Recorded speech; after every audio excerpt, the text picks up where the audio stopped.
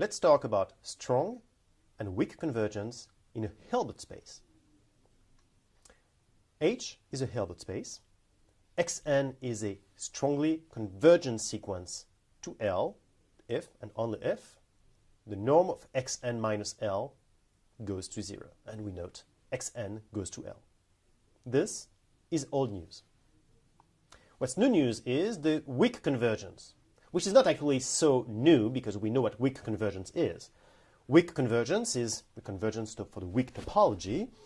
It is also the convergence that will guarantee that when you choose any function in a dual space and you apply it to the sequence Xn, then it goes to this function applied to the limit, or the limit want to be, the limit candidate.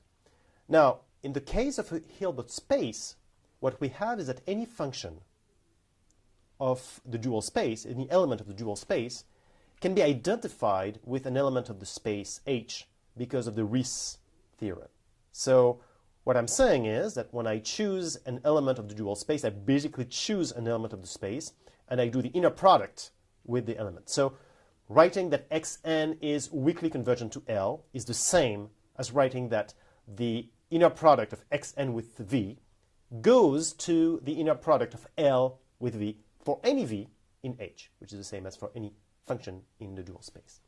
And of course, we still note it with Xn goes to L with half of an error here. So you can see that this goes like this.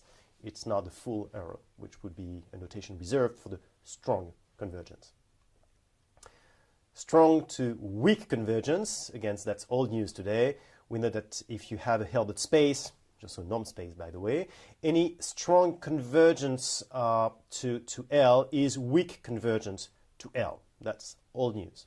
But what I'm going to do now is give you a new proof for this old proposition. Of course, we already know it's true because we proved it, but we're just going to do this for fun. So let me prove the proposition. Let me start with a strongly convergent sequence to L. Let me prove that it is weakly convergent. I can say that for any V in H, Xnv minus Lv is equal to Xn minus Lv, the inner product. Of course, that's a linearity with respect to the first variable, which is smaller than Xn minus L, the norm of Xn minus L, times the norm of V.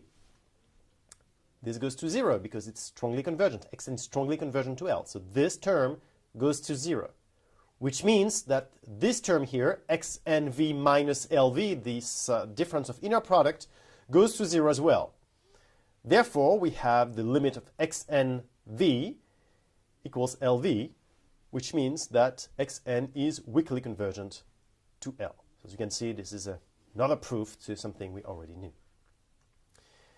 Now, weak to strong convergence, we already know that it's not going to work this way. We already know that if you have a weak convergent sequence, weakly convergent sequence, then it's not going to be strongly convergent, obviously, or at least not necessarily.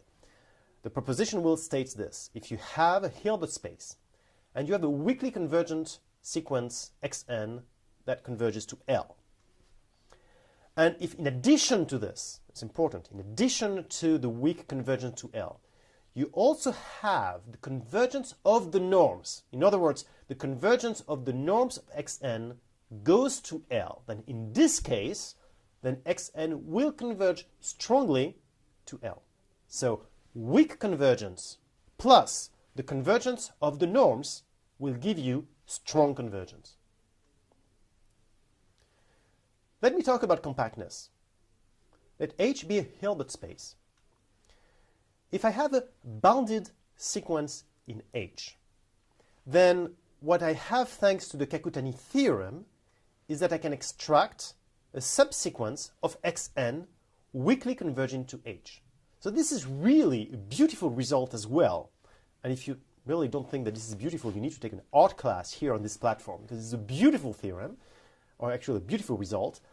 Xn bounded in a Hilbert space, then you can actually find a subsequence weakly convergent in H.